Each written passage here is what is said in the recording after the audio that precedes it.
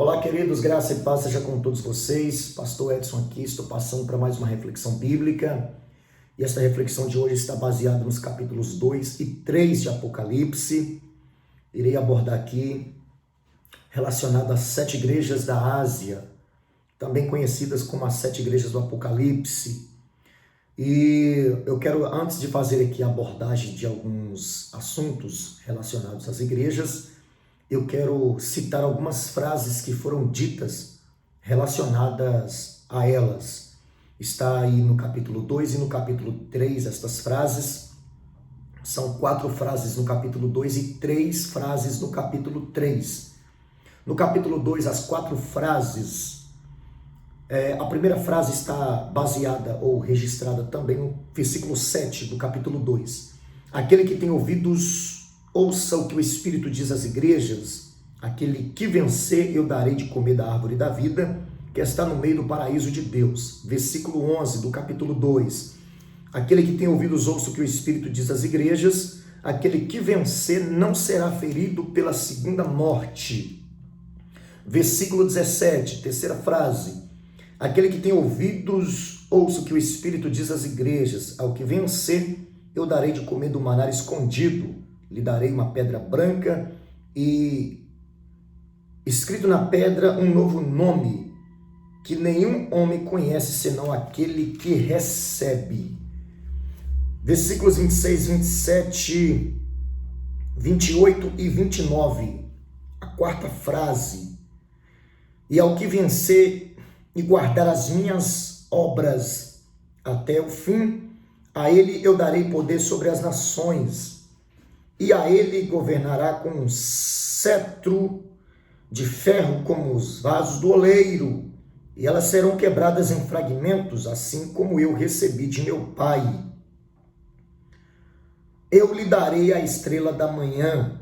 Aquele que tem ouvidos, ouça o que o Espírito diz às igrejas. Essa foi a quarta frase. A quinta frase já está no capítulo 3, versículo de número 5 e 6. Aquele que vencer será vestido de vestes brancas, e não apagarei o seu nome do livro da vida, mas confessarei o seu nome diante do meu Pai e diante dos seus anjos. Aquele que tem ouvidos, ouça o que o Espírito diz às igrejas. Sexta frase, versículo 12, 13, do capítulo 3. Aquele que vencer, eu farei uma coluna no templo do meu Deus, e ele não sairá mais de lá, e escreverei sobre ele o nome do meu Deus, o nome da cidade do meu Deus, que é a nova Jerusalém, que desce do céu do meu Deus, e escreverei sobre ele o meu nome. Aquele que tem ouvidos, ouça o que o Espírito diz às igrejas. Sétima frase, versículo 21 e 22 do capítulo 3. Ao que vencer, permitirei que se assente comigo no meu trono, assim como eu também venci e estou assentado com meu Pai em seu trono. Aquele que tem ouvidos, ouça o que o Espírito diz às igrejas. Pois bem, queridos, estas são as 7 frases citadas nestes 2 capítulos relacionados, ou frases relacionadas às 7 igrejas da Ásia. Nestes capítulos 2 e 3, nós vamos ver o noivo da igreja andando no meio da igreja. É uma visita que Cristo faz à sua noiva. Detalhe que antes de Jesus manifestar o seu juízo ao mundo, ele manifestou a sua igreja. A gente vê isso em 1 Pedro capítulo 4, versículo de número 17. Por isso Jesus mostrou o seu julgamento às 7 igrejas, antes de mostrá-la ao mundo. Todas as igrejas citadas aqui em Apocalipse, ou todas estas cartas, melhor dizendo, todas elas têm aí basicamente a mesma estrutura.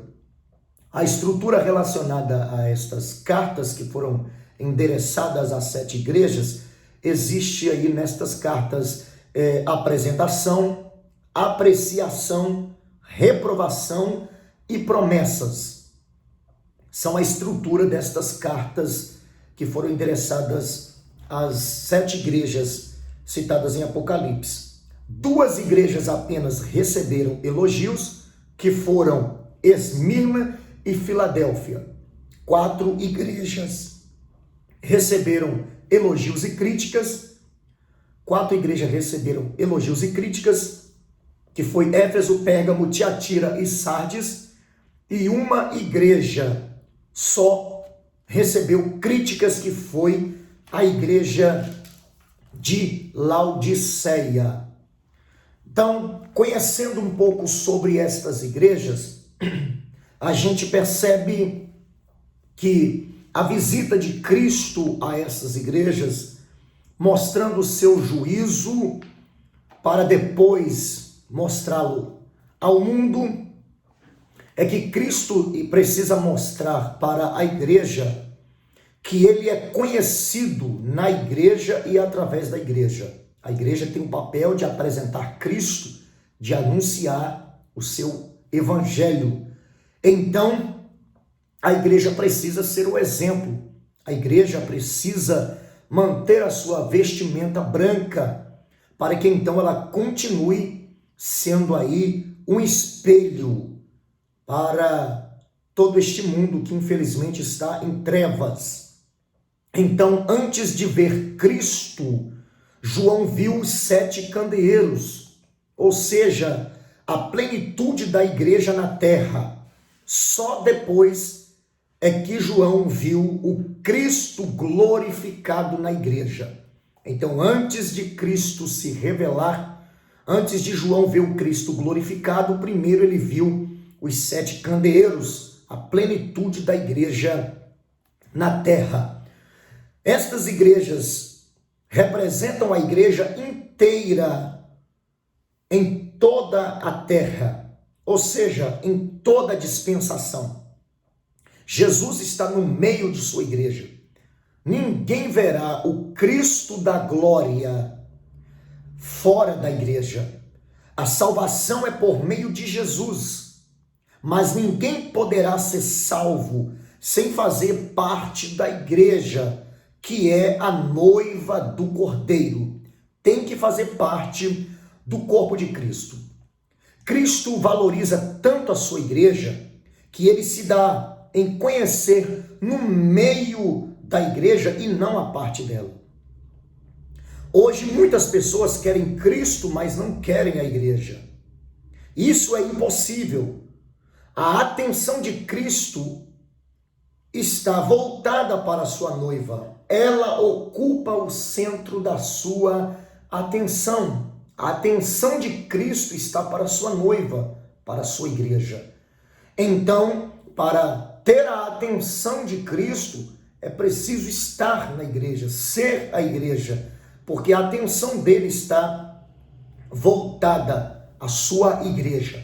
Outro detalhe importante que nós aprendemos aqui, que Cristo está no meio da sua igreja em ação e como remédio para os seus males.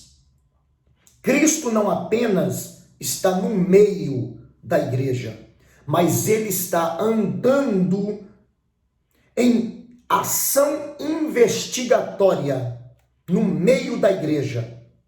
Ele sonda a igreja, pois os seus olhos são como chamas de fogo. Então ele governa a igreja. É ele quem dá vida à igreja. É ele quem dá saúde para a igreja. Por isso, Cristo fez questão de se manifestar no meio da igreja e andando no meio da igreja, mostrando o seu juízo, mostrando as suas promessas também, mostrando a sua reprovação e apresentação. Cristo faz questão de fazer isso para chamar a atenção da igreja. Se tratando das 7 igrejas citadas aqui em Apocalipse, aqui neste livro apocalíptico, a gente percebe, baseado nestas igrejas, que há muitos males que atacam as igrejas. Quais são esses males? Primeiro, esfriamento, perseguição, heresia, imoralidade, presunção, apatia e etc. Esses males atingem muitas igrejas. Esses males, eles geram esfriamento na igreja. Esses males geram perseguição, heresia, imoralidade, presunção e apatia. É por isso que a Bíblia menciona que haveria muitos que seriam amantes de si mesmos, presunçosos, avarentos, e por aí vai se estendendo. E detalhe que por se multiplicar a iniquidade, o amor de muitos se esfriaria. É bíblico isso. Então, Cristo apresenta para cada igreja o remédio, porque ele é o remédio. Então ele se apresenta como remédio para as igrejas. Vou citar aqui algumas anotações para você compreender sobre o que eu estou falando relacionado a cada uma destas igrejas. Para a igreja de Éfeso, que havia perdido o seu primeiro amor, Jesus se apresenta como aquele que anda no meio da igreja, segurando a liderança na mão como seu pastor superior. Ele está dizendo: eu vejo tudo e conheço tudo. Isso aqui é para a igreja de Éfeso, que havia perdido o seu primeiro amor. Para a igreja de Esmirna, que estava passando pelo sofrimento, perseguição e morte, enfrentando o mártiro, Jesus apresenta como aquele que esteve morto e tornou a viver. O Jesus que venceu a morte, esse Jesus aqui é o remédio para alguém que está enfrentando perseguição e morte. É o que Jesus mostra para a igreja de Esmirna. Quando chega na igreja de Pérgamo, que estava se misturando com o mundo e perdendo o senso da verdade, nós vemos isso claramente nas Escrituras, Jesus se apresenta como aquele que tem a espada afiada de 2 gumes, que exerce seu juízo e separa a verdade do engano. Pérgamo estava em conflito entre a verdade e o engano. Cristo se apresenta a ela como a espada de 2 gumes. Cristo apresenta-se a ela, como aquele que exerce o seu juízo e que nada escapará de diante da sua face. Aleluia! Quando chega na 4ª igreja, que é a igreja de Tiatira, que estava tolerando a impureza e caindo em imoralidade, Jesus se apresenta como aquele que tem olhos como chamas de fogo, que tudo sonda e conhece, e os pés semelhante ao bronze polido, que é poderoso para julgar e vencer os inimigos. É o que Jesus vai falar para esta igreja. Quando ele chega na 5ª igreja, que é a igreja de Sardes. A igreja de Sardes era aquela igreja que tinha fama de ser uma igreja viva, mas de fato era uma igreja que estava morta. Jesus se revela como aquele que tem os 7 Espíritos de Deus, ou seja, a plenitude do Espírito, o único que pode dar vida a uma igreja morta. A igreja tinha fama, mas não tinha realidade. Tinha aparência de vida, mas estava morta. Cristo se apresenta a ela como aquele que é o único que pode dar a vida.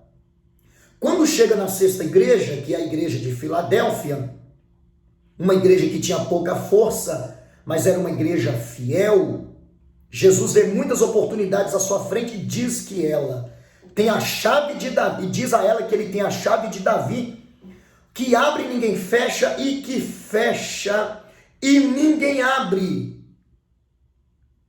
Essa é a declaração para a igreja, que é uma igreja fiel, que é uma igreja que estava com pouca força, mas manteve o nome do Senhor, guardando, retendo a sua palavra firmemente.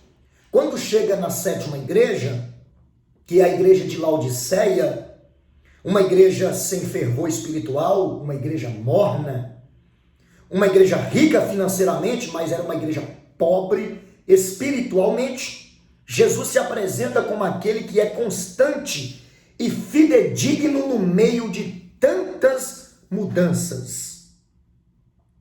Então, a gente entende que Cristo se preocupa com a sua igreja. Cristo se dedica à sua igreja.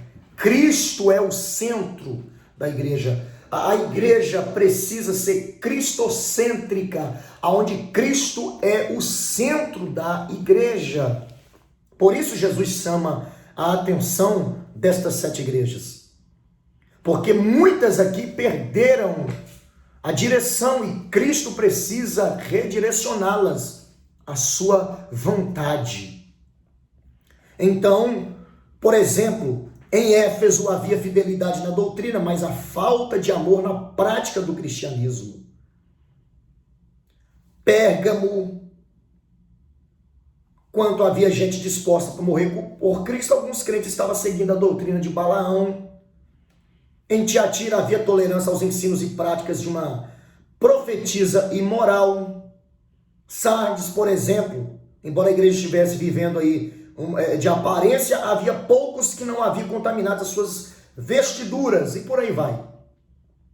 Então, a gente aprende aqui relacionado a essas igrejas, que dentro da mesma igreja há pessoas fiéis e pessoas infiéis.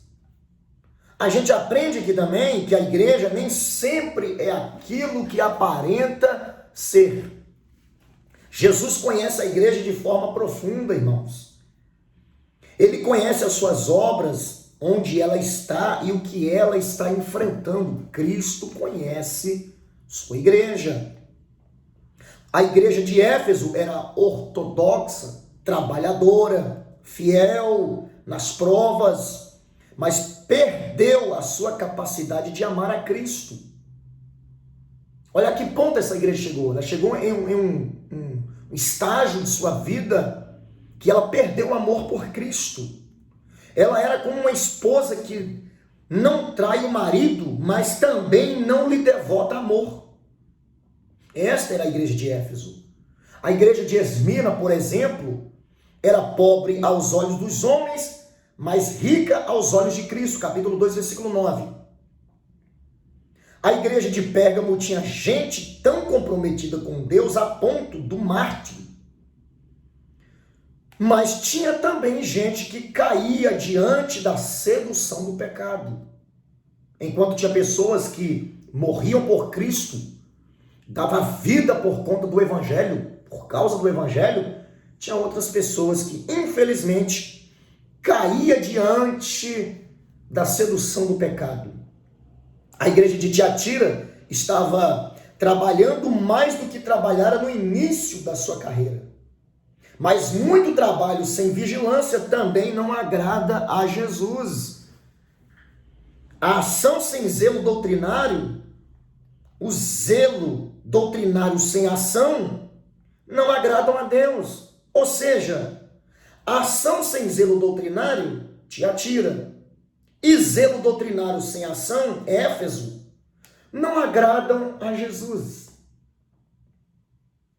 Então, precisamos compreender, não basta somente trabalhar muito, é preciso vigilância. A igreja estava trabalhando mais do que quando começou, porém não tinha vigilância, e isso fazia com que ela, aqui na verdade, que nós estamos falando da igreja de Tiatira, perdesse a sua estrutura. Quando chega na igreja de Sardes, que era a igreja, tinha a reputação de uma igreja viva, mas ela estava morta. A reputação dela era uma reputação de igreja viva, mas porém estava morta. Além disso, havia gente no CTI espiritual. Ou seja, a situação estava complicada. A situação estava caótica, estava um caos.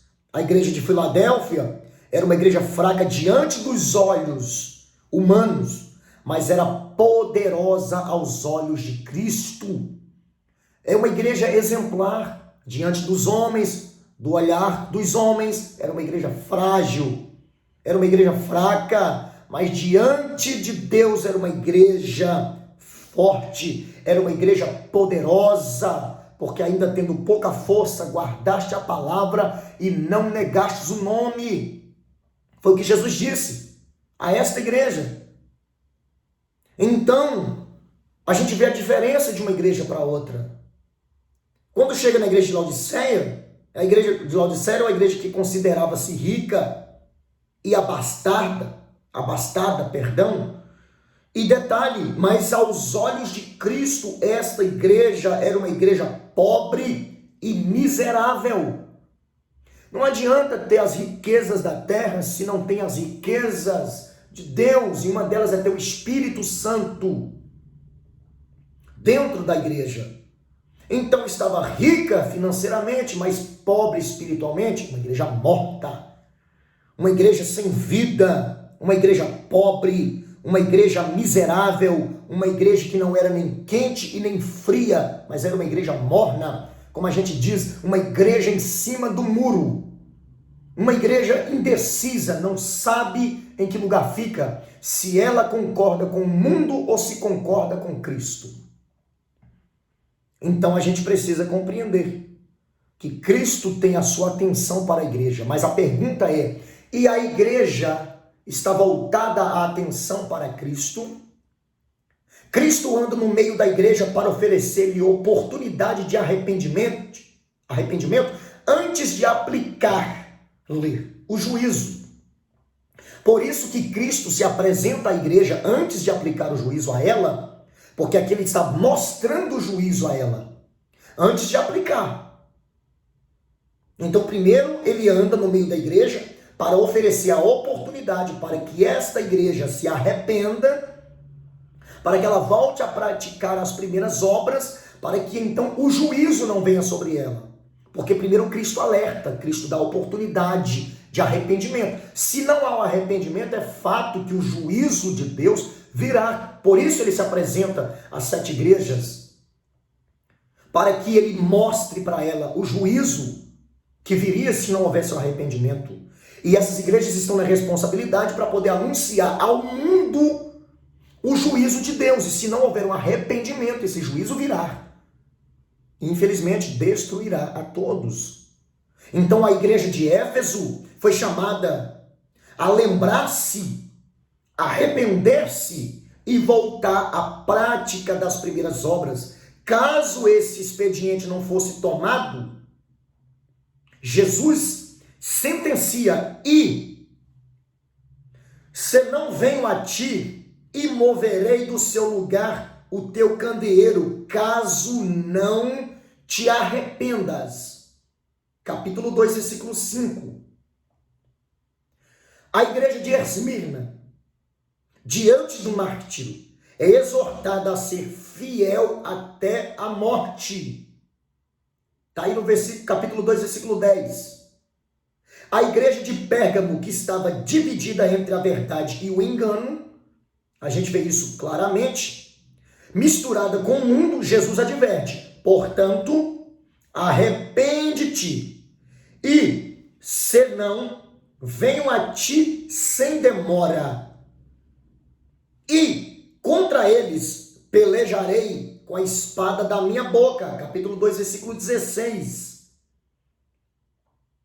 A igreja de Tiatira, aquela igreja que abriu as portas a uma desgradada ou uma desagradável pessoa, abriu as portas para uma desresgrada, ou seja, profetiza. O que a gente vai ver? Jesus chama esta igreja para o arrependimento. Ou seja, uma igreja que abre as portas para uma desresgrada. Que isso? Alguém que não tem moralidade, alguém que é imoral, alguém que não tem caráter, que não tem conduta, que não tem ética, que não tem princípios. Jesus chamou esta igreja para o arrependimento. E isso, por quê? Porque a igreja estava recusando a verdade. Envia o seu juízo, porque ela recusa. Por ela recusar, Jesus envia o seu juízo e chama os crentes fiéis a permanecerem firmes até a segunda vinda. Capítulo 2, versículo 24 e 25. Ele manda o juízo aos infiéis, e aos fiéis que ainda existem ali, ele convida eles a permanecerem firmes, a não se juntar a estas pessoas, ou pessoas desresgradas, pessoas desgarradas, pessoas sem condutas, pessoas sem moral. Jesus manda esses fiéis se afastarem desse tipo de gente, para que eles não se contaminem. A igreja de Sardes, por exemplo, ela recebe o alerta de Cristo de que suas obras não eram íntegras diante de Deus. Capítulo 3, versículo 2. Jesus alerta ao arrependimento. Capítulo 3, versículo 3. Caso a igreja não se arrependa, virá o juízo. Capítulo 3, versículo 3 ainda. A igreja de Filadélfia é exortada a conservar o que tem para que ninguém tome sua coroa. Esta igreja de Filadélfia, ela não perdeu, ela ainda tinha. E aí o que ela tem, Jesus diz, guarda o que tens. Proteja o que tens. Preserve o que tens. Esconda o que tens, para que ninguém tome a tua coroa. Capítulo 3, versículo 11. Quando chega para a igreja de Laodiceia, que é uma igreja que é exortada a olhar para a vida na perspectiva de Cristo, capítulo 3, 17 e 18, arrepender-se, pois a disciplina de Deus é ato de amor. O Senhor mostra que a repreensão, que a sua doutrina é um ato de amor. Ele convida esta igreja a olhar para a vida, para a perspectiva de Cristo, que é a vida, e que também é a verdade que liberta. Então, é alguns conselhos que Cristo chama a atenção da igreja, para que ela não se perca, e aquelas que se perderam retorne ao caminho da verdade. Jesus anda no meio da igreja para dar gloriosas promessas aos vencedores. Isso implica que nem todos os membros da igreja visível são membros da igreja invisível. Nem todos os membros das igrejas locais são membros do corpo de Cristo.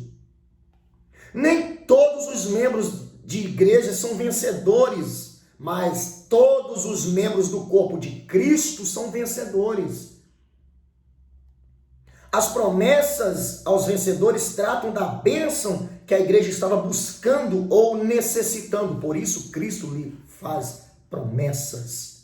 Então, nem todos que aparentam, que tem uma aparência de igreja, é a igreja de Cristo. Nem todos os membros, quer dizer que estão ligados ao corpo de Cristo. Então, precisamos estar diante da palavra, firmados nela, sendo direcionados por ela, para nós não perdermos a intimidade, para que sejamos parte do corpo de Cristo. E não membros fora do corpo, porque um membro fora do corpo, ele morre, apodrece. A igreja de Éfeso, voltando novamente, dando alguns outros exemplos sobre as igrejas novamente, a igreja de Éfeso, o vencedor se alimenta da árvore da vida. O que isso quer dizer? Isso quer dizer que é ter vida eterna. A vida eterna é comunhão com Deus. E Deus é amor. Eles haviam abandonado o seu primeiro amor. Porém, nós vemos aqui que os vencedores iriam morar no céu, onde o ambiente é amor. Por isso é ter comunhão eterna com Deus, o que é, ou seja, o Deus que é amor. A igreja de Esmirna, o vencedor, de modo nenhum sofrerá o dano da segunda morte. Ou seja, os imperadores romanos, os déspotas, o anticristo podem até matar os crentes, mas esses jamais enfrentarão a morte eterna. Glória a Deus. Para a igreja de Pérgamo, o vencedor receberá o maná escondido, uma pedrinha branca com seu nome, ou seja, com seu novo nome. Para a igreja que se misturava com o mundo, o vencedor recebe uma pedra, ou seja, com um novo nome, o vencedor. Ou seja, no meio de uma igreja que estava se misturando com o mundo, ainda tinha os remanescentes. Então aquele que vencesse, ou seja, o vencedor, que suportasse tudo aquilo, sendo fielmente a sua vida com Deus, a sua palavra, mantendo a sua fidelidade, receberia uma pedra com um novo nome. Ou seja, recebe uma promessa de absolvição no juízo e não de condenação com o mundo.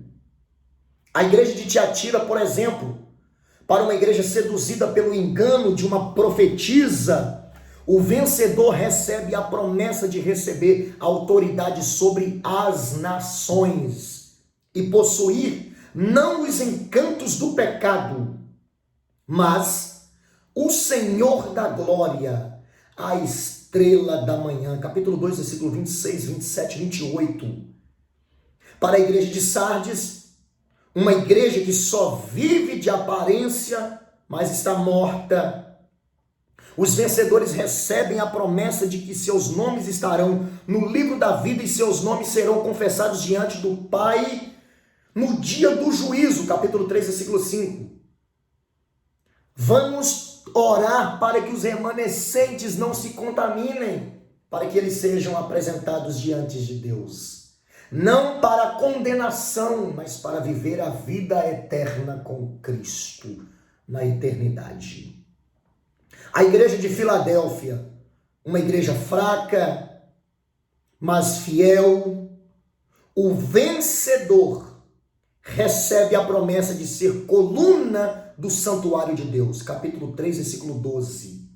A coluna é o que sustenta o santuário. Eles podem ser fracos diante dos homens, mas são poderosos e fortes diante de Deus. Isso é honra para a igreja que permanecer fiel.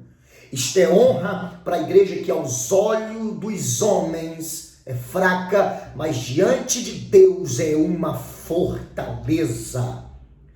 E para encerrar esta reflexão, eu vou citar a última igreja, que é a igreja de Laodiceia. Para uma igreja que se considerava rica, se considerava autossuficiente, mas era pobre e miserável. O vencedor recebe a promessa de assentar-se com Cristo no seu trono, capítulo 3, versículo 21. Para todas as igrejas, há um refrão: quem tem ouvidos ouça o que o Espírito diz às igrejas. Esse refrão é enfatizado para todas as igrejas. Precisamos ouvir o que Deus está falando conosco. Nós precisamos ter sensibilidade para ouvi-lo, porque Ele está mostrando o seu juízo. Caso não haja arrependimento, Ele aplicará o seu juízo. E a cada dia, esse juízo de Deus se aproxima. A bem-aventurança não é apenas ler e ouvir, mas também obedecer às profecias deste livro. Está no capítulo 1, no versículo 3.